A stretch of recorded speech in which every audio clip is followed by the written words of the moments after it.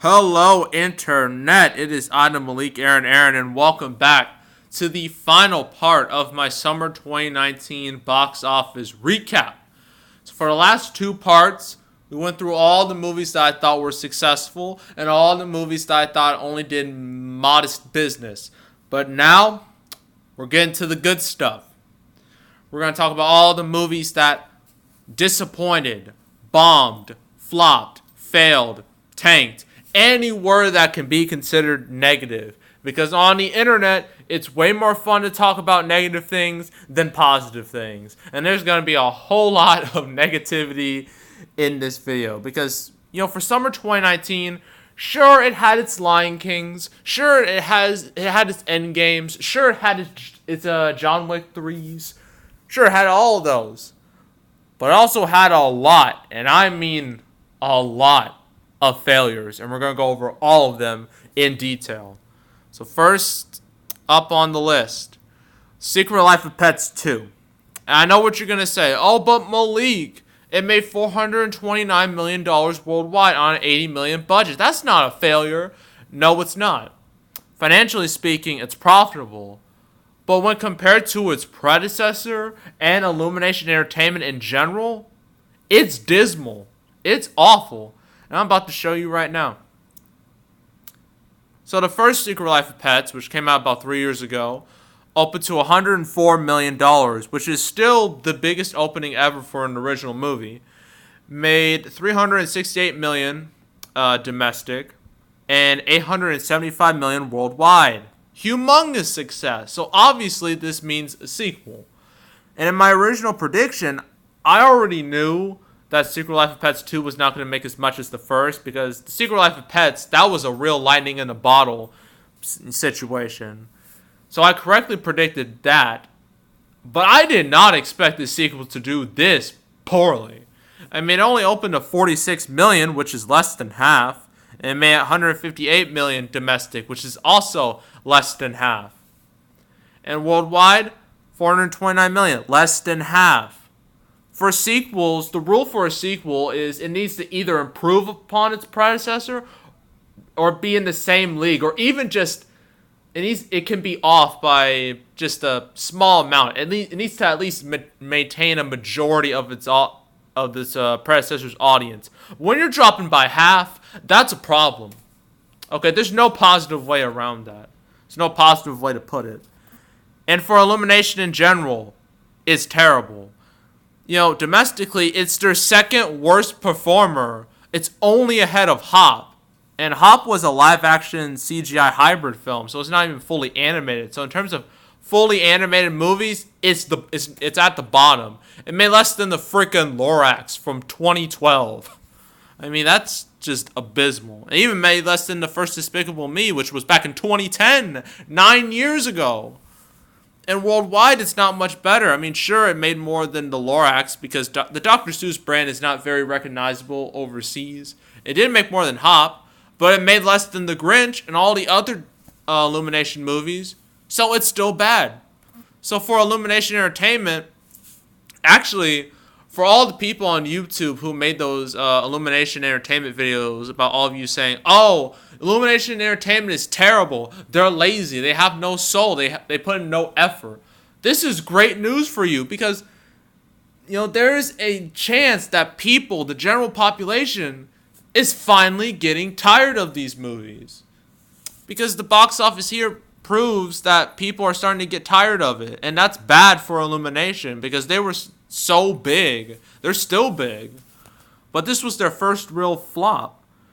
So they should be worried about their next movie, which is a sequel to Minions. And nobody liked the first Minions. So what makes you think, well, actually, the second Minions is about Gru, young Gru, which is what the first Minions movie should have been about. But, I mean, the Despicable Me brand is kind of just worn out at this point. So this could be a bad sign for Illumination.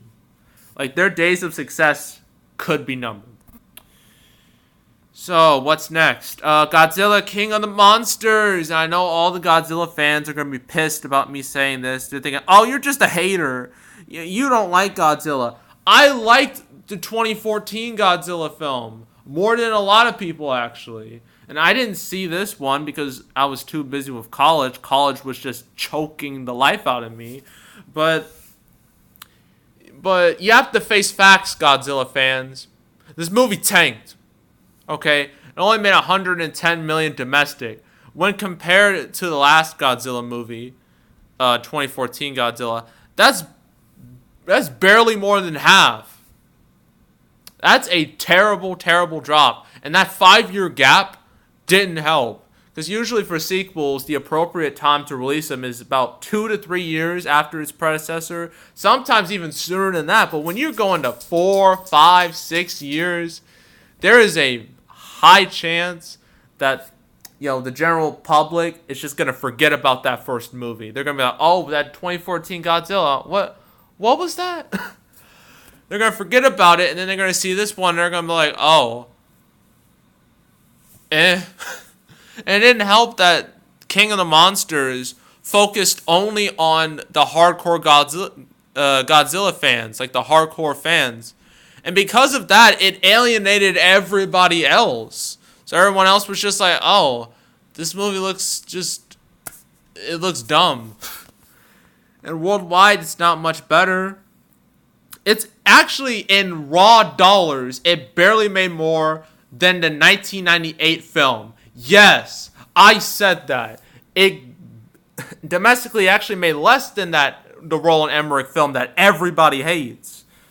So that's truly awful that King of Monsters could barely beat out, the travesty that was Roland Emmerich's Godzilla. And for the MonsterVerse, this is a very bad sign. It even made less than Kong Skull Island. And that's important because the next movie they got is Godzilla vs. Kong. And if no one showed up to see King of Monsters, what makes you think people are going to show up to see Godzilla vs. Kong? I mean, sure, people are going to be like, oh, Godzilla vs. Kong, that sounds pretty cool. But how do I phrase this? Okay. If King of Monsters underperformed, then there's a decent chance that Godzilla vs. Kong underperformed. Because it's only like a year away. Like, King of Monsters is going to be fresh in people's minds.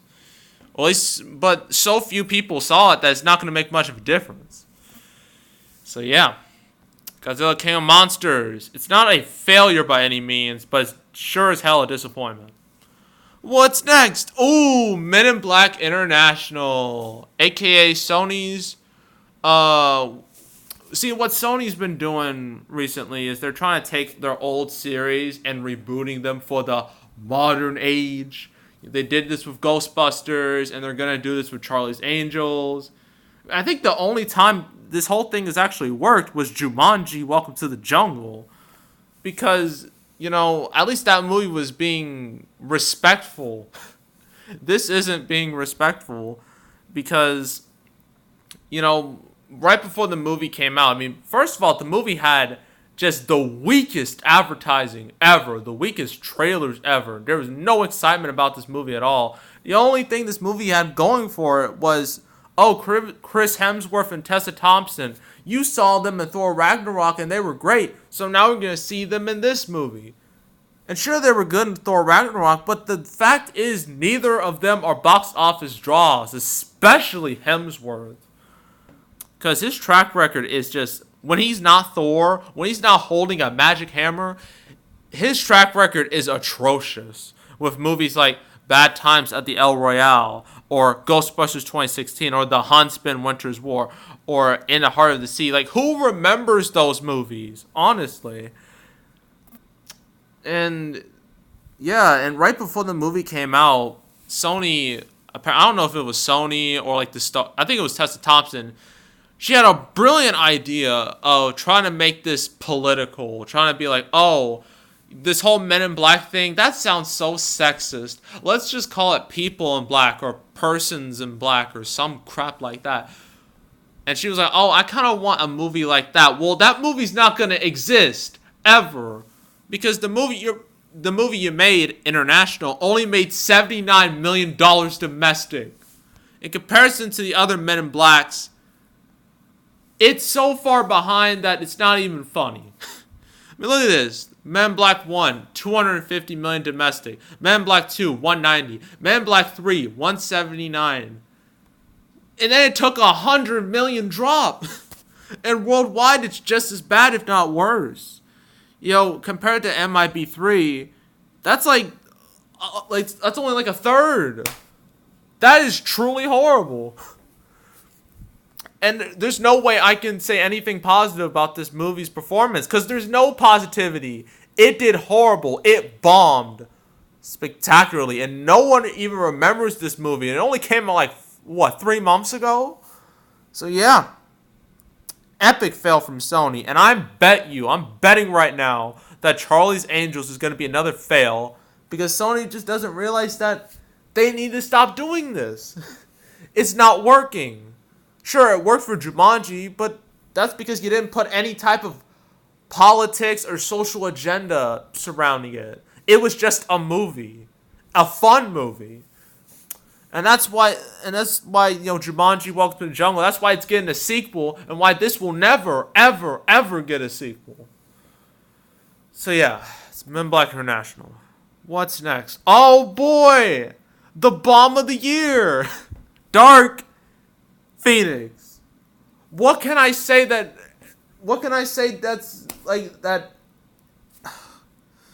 Oh my god.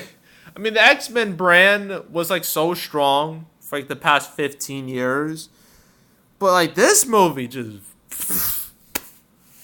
I don't even know what to say that hasn't been said already. I mean, I knew from the day this movie was announced, it was doomed. Because one, it's a sequel to X-Men Apocalypse, a movie that not a whole lot of people liked, me included. Two, you're doing the Phoenix Saga again. You failed once with The Last Stand, so what makes you think that you can do it correctly?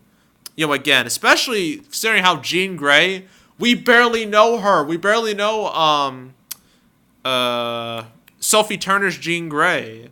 At least Famke Janssen's Jean Grey got 3 movies. She only got 1. Sophie only got 1, so we barely had time to connect with her or to care about her. Same with Cyclops. So that was a horrible decision. And then third, you got Simon Kinberg, who, although he was a part of the franchise for a long time, and sure, he wrote some of the good movies, but he also wrote some of the bad movies. And one of the bad movies was The Last Stand. So if he failed with that, what makes you think he was going to do so much better with Dark Phoenix? And not to mention, this was his first time directing, which is usually a terrible sign for any movie. Because you don't give a movie that costs $200 million to someone who's never been behind the camera. That's just not smart at all. So everything was going bad. This movie was delayed. It was supposed to come out way back last November. Then it got pushed to February. Then it got pushed to June. Then there's all these reshoots that were going on. They had to change the ending because test screenings were terrible. The trailers were weak. And then the final cherry on top... Actually, the reviews were terrible too. And the final cherry on top was the whole X-Women clip. I personally believe that clip was the final nail in the coffin for this movie. Because domestically, it only made $65 million. Just 65. In comparison, some modest movies like Good Boys, Yesterday, Scary Stories to Tell in the Dark, Angel Has Fallen, all made more money domestically than Dark Phoenix. And Dark Phoenix is the freaking X-Men brand. So that's truly abysmal. And worldwide only made $252 million, which compared to the other X-Men movies, it's the lowest ever. Domestically, it only made half of the Wolverine, and that was considered a disappointment when it came out. So there's that. And then at the bottom, again, Dark Phoenix worldwide. It made less than the original X-Men, which came out 19 years ago. Good God. Everything went wrong with Dark Phoenix. And I forgot to mention that probably another reason why it didn't do well is because everyone knew these characters were going to be rebooted anyway. Now that Marvel has the rights to them, now that they can be in the MCU, So there was no point of even watching this movie. This movie never should have existed ever. And I'm glad it failed. I'm glad it failed spectacularly. And it's quite sad, to be honest. I mean, I know it's sad. I was glad it failed, but it's sad that the series. There were so many good movies with this series, and then this is how it ends. It ends in just utter destruction. It's really sad, but what can you do? So, yeah, that was Dark Phoenix. What else? Dora and the Lost City of Gold. You know, I thought this movie would do a little bit better.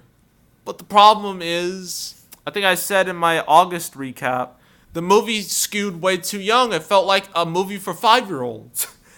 And like the most successful kids movies, they appeal to both kids and adults. Why do you think the Disney Pixar movies do so well, right?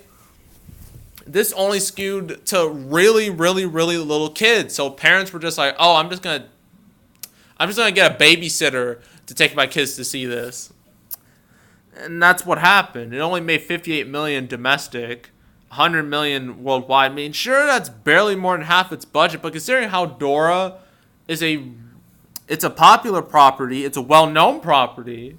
You know, most 2000s kids know what Dora is. And when the first trailer came out, it got a lot of attention. Sure, it was a lot of bad attention because it looked horrible and it looked so strange and weird. And I actually read some of the junior novelization.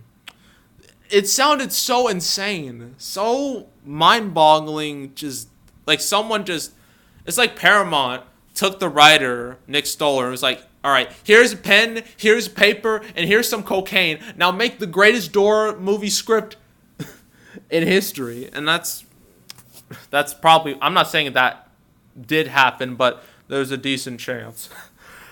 But still, it did very, very weak for not just like a Nickelodeon movie, but just for a movie in general. It did very weak.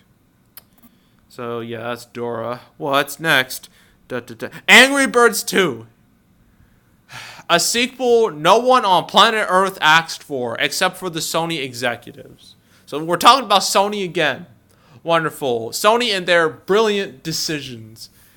So after the first Angry Birds movie came out in 2016, it wasn't reviewed very well, but it did get a decent box office, so you know what that means. Sequel.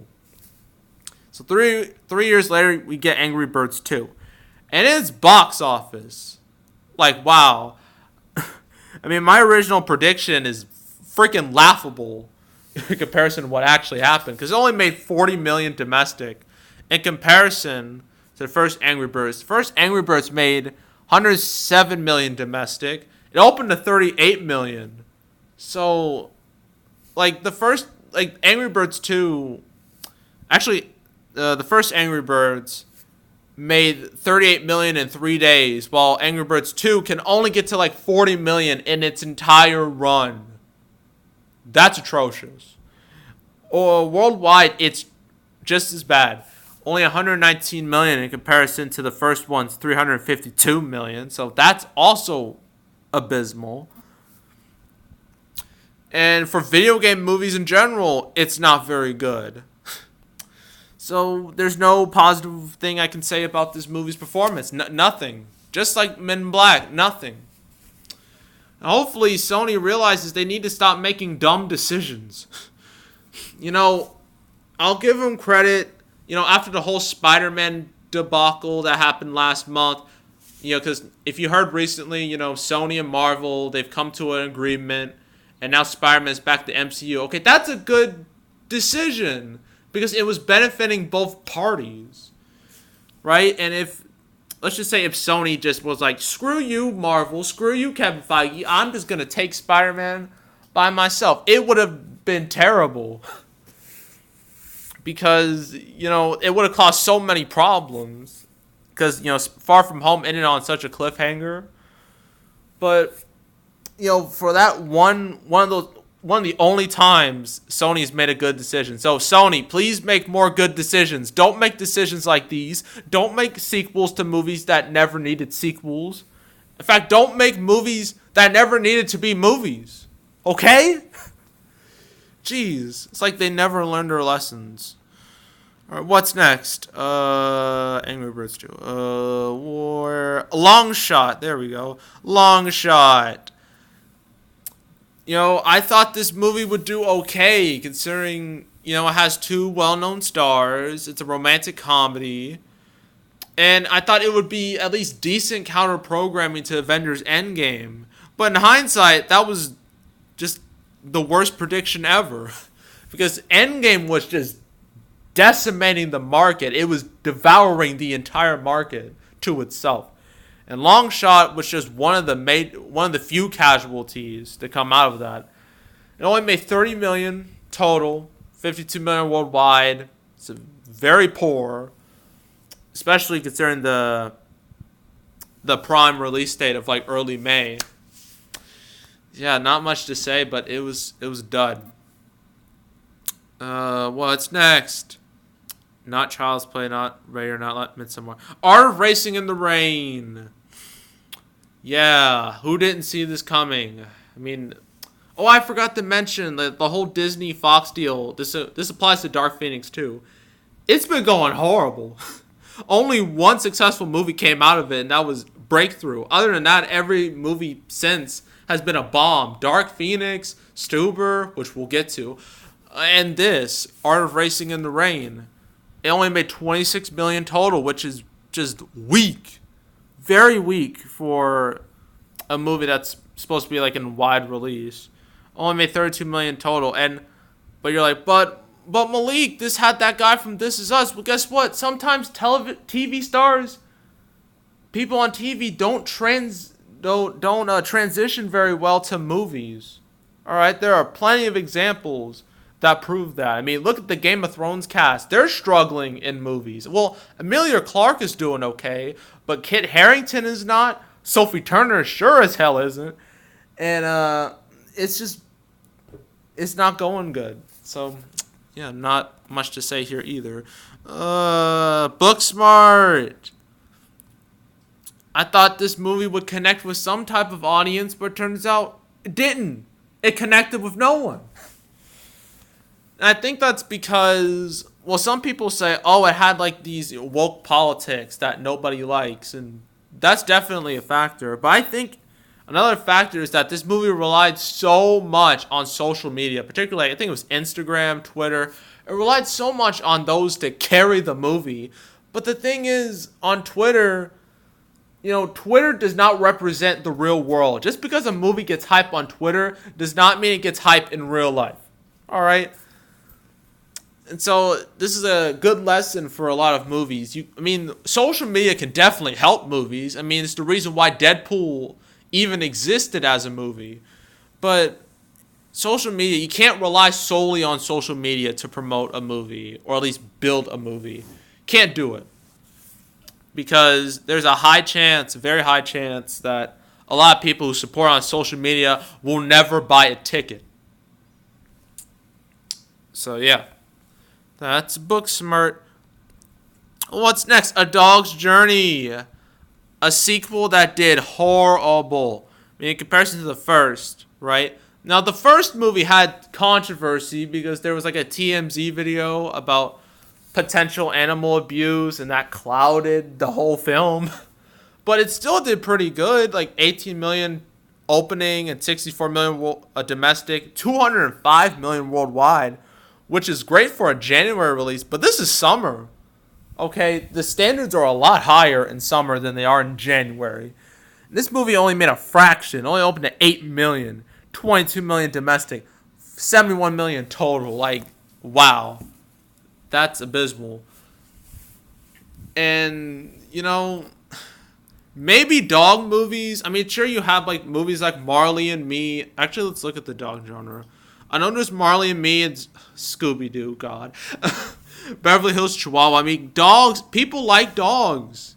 The box office here, all these movies prove it. But I think it's time, I think we need a break from the dog genre. Because in 2019, there was Art of Racing in the Rain, A Dog's Way Home, I think. It's just, none of them did good. So maybe they should cool it on these dog movies. What's next? Stuber! Another Fox casualty to come out the whole merger between Disney and Fox. Stuber, a movie that just... I don't know what to say. I mean, Batista's comments saying, oh, I make better movies than Vin Diesel, and saying, like, oh, this movie's against toxic masculinity. Those two things did not help this movie at all.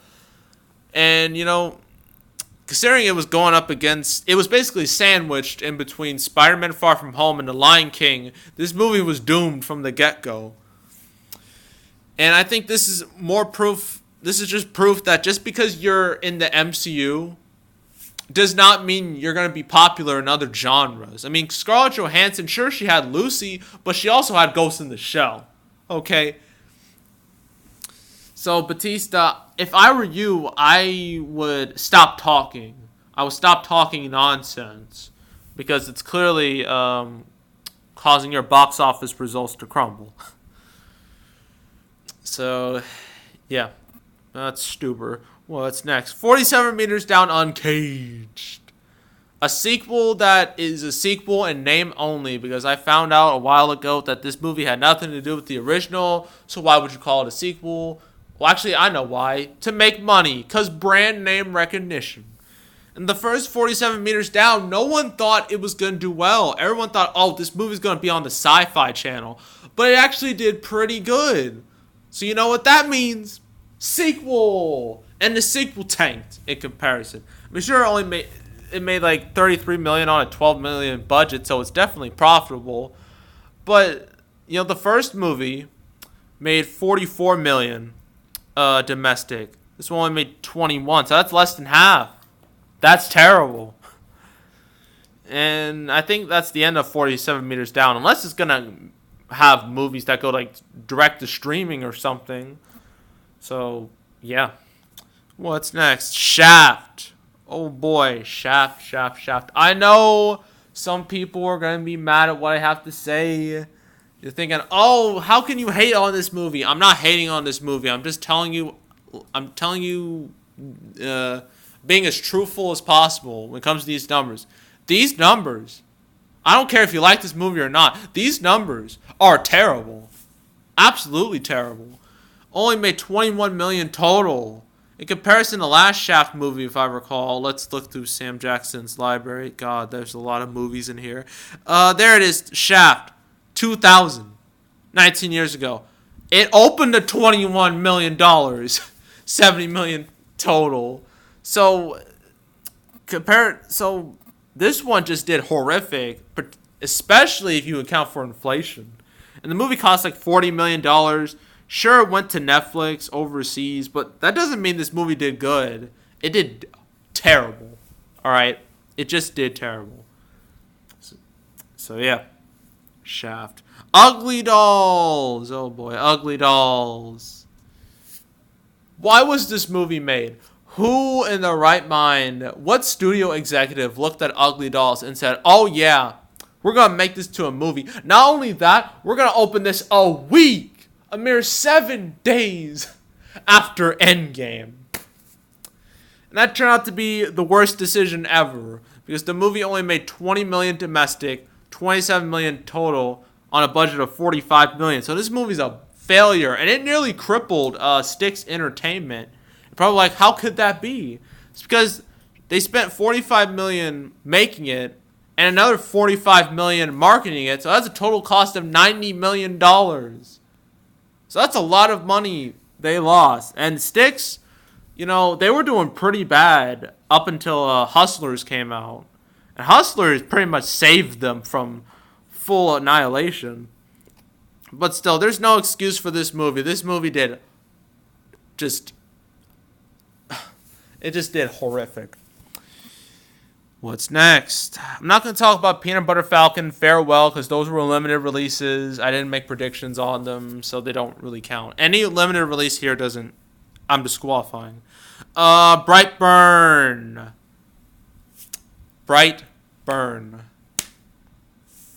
You know, I thought this movie would do okay. the premise seemed pretty interesting. It's basically saying, what if Superman was a kid? Not only was he a kid, but if he was evil, right? That was the pitch. And a lot of people thought, oh, that's a great pitch. And, this was produced by James Gunn. Sure, his name was thrown through the mud, last July because of those tweets. And he got fired from Guardians 3, but he did get rehired for Guardians 3. Not only that, he's making the Suicide Squad, so he's doing fantastic right now. But you think this movie would find an audience, but it didn't. It sure only cost $6 million, $32 million total, but considering, James Gunn's, his name was all over this. And the fact that it's such an interesting premise, it's quite shocking it did as poorly as it did. Maybe it's because the movie itself was just so unappealing to mass audiences. I thought that this movie would be somewhat unappealing to the general audience. Was this coming out Memorial Day weekend? Who's gonna want to watch a kid just murder people in brutal ways over Memorial Day? It just doesn't sound right. And no one saw it. So there's that. Now, actually, forgot. Late Night. Sure, this opened in limited release, but it did get a wide launch. And I did do a prediction on it. So I'm going to talk about it. Late Night did terrible. And I'm glad it did. This movie was all about woke politics, just everywhere. This was basically a woke lecture saying, oh, those white males, disgusting, get rid of them. Basically painting white males straight white males in a bad light. And I don't like that. I don't know why they like doing it. It's dumb. And the movie only made $21 million total. But the thing is, Amazon, they purchased the film for $13 million, right? 13.5, I think. And they spent $35 million marketing it. So that's a total of $48.5 million on a $21 million budget. Yeah, that's not going to fly at all. I mean, sure, it's on Amazon Prime. Sure, you can see it, but honestly, who would want to watch this movie? I mean, honestly. Besides, there's more appealing options out there. I mean, Amazon has The Boys. The Boys. I mean, if you were to ask someone, oh, which one would you rather see? Would you rather see The Boys? Or would you rather see Late Night? Guaranteeing you 100% of people are going to say The Boys. Because at least The Boys looks interesting. At least it doesn't have any social agenda or anything like that. So yeah, I'm glad Late Night failed. And that's why in the thumbnail for my prediction for that movie, I just put no. Because I was just like, no. This movie shouldn't exist. And I hope it fails. And it did. So that makes me happy. What's next? Palms. I'm going to go over this very, very quickly. I thought this would do well over Mother's Day. I mean, you got Diane Keaton. She appeals to all those old moms. That sounded kind of bad. But, the older women. Her last movie, Book Club, did pretty good. But this just bombed. It outright tanked. And it was also from Styx Entertainment. So that definitely helped their near demise. Only made $13 million total. So, yeah, it's a bomb. That's all I can really say.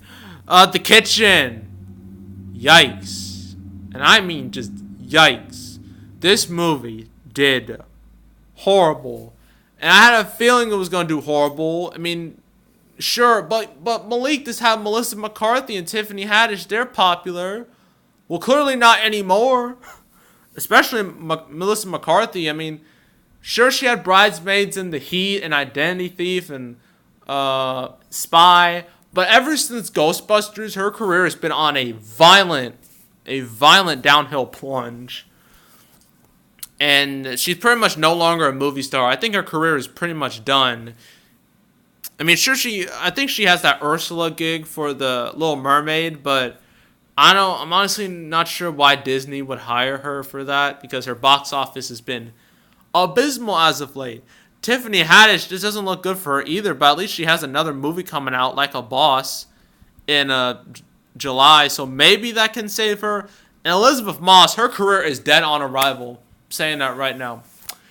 So yeah, only made 12 million domestic, 15 million on like a 38 million budget. Warner Brothers pretty much buried this movie, and now no one even remembers it. So there's that. Also from Warner Brothers, I forgot to mention. I don't think I've mentioned this before, but Warner Brothers, I think I may have in my first part. But Warner Brothers, what are you doing over there? What is your problem? Do you have, like, do you like releasing flops? Do you like burning money? Because your strategy is going so poorly. I mean, your biggest movie this year is Detective Pikachu. Yeah, Detective Pikachu was their biggest movie, and Joker is likely going to beat that. But still, that's pretty bad, considering, movies like, Godzilla and Annabelle, even Shazam, they all underperformed in one way or another, and a lot of their other movies just died. The Goldfinch being a very recent example of that. And Blinded by the Light is another flop. I mean, sure, this movie had such positive reviews, people who saw it loved it, but the thing is, this movie, like, its audience was so limited from the get-go. I mean, this movie, its main pitch was, like, its main selling point is, oh, this has the music of Bruce Springsteen, but I guarantee you, majority of the population is going to be like, who in the heck is Bruce Springsteen? At least Yesterday had the Beatles. Everyone knows who the Beatles are. They're iconic. Majority of the population doesn't know who Bruce Springsteen is, and this movie's box office reflects that. So yeah, it's Blinded by the Light. Next up, Where'd You Go, Bernadette? I knew this movie would bomb. I mean, the advertising for this movie came out so ridiculously late, like the week before it came out. I just knew it would tank, and tanked it did. It only made $9 million. Not much to say here. Anna. It's kind of laughable in my original prediction. I was just like, oh, this could either be the next Atomic Blonde or this is going to be the next Red Sparrow. Turns out I was dead wrong. It didn't match either of them. It only made a mere fraction of those movies. It only made $7 million total, which is just pathetic. It's minuscule. Made $30 million worldwide, so yeah, Luc Besson, I think his career is pretty much over at this point. His career's been going so poorly as of late, especially with the mega bomb Valerian and the Thousand Planets. And I think he was a part of the Me Too thing, so his career is pretty much over at this point. So yeah, that's Anna. What's next? Well, The Dead Don't Die. I didn't do a prediction on that, or Britney Runs a Marathon, or Don't Let Go, so I can't talk about those. Oh, The Sun is also a star. My God. And I thought my prediction for this movie was already low, but it turned out to be lower than I even thought. It only made less than $5 million domestic, just $6 million worldwide. And in my thumbnail for my prediction, I was like, this movie should have gone to Netflix, and that's what Warner Brothers should have done, but they didn't, and this is what happened. Like, come on, Warner Brothers, you gotta make smart decisions every once in a while. I mean, jeez. What else? I know there's Token, but I didn't make a prediction for that. And it tanked anyway, so really, who cares? Brian Banks, I guess that's the last movie we're going to talk about. Brian Banks only made $4 million. Again, in my original prediction, I was like, this movie should have gone straight to television and no one would have cared. And it would have, saved Bleecker Street a decent amount of money. But they didn't. They were like, we're going to release this theatrically, and as a result, it tanked really bad. So yeah, that's Brian Banks. And that's it. That's all the flops of summer 2019. I know that was a lot to go through. And it was quite exhausting. But we're done. We're done with summer 2019. Summer 2019 is officially past us. We still have to get through fall and winter. Then 2020 is going to happen We got to get through, the winter season there. We got to get through spring, and then we get to next summer. And I'm telling you now, summer 2020 is looking incredibly weak. At least, as I see it right now, it looks so weak. I mean, the only movie that looks like it's gonna make a real impact is Wonder Woman 1984, and Black Widow maybe, and maybe some other original movies. But other than those, it's probably gonna be one of the weakest summers ever. I'm not saying it's gonna happen, but that's just my prediction now. So yeah, that is all, folks.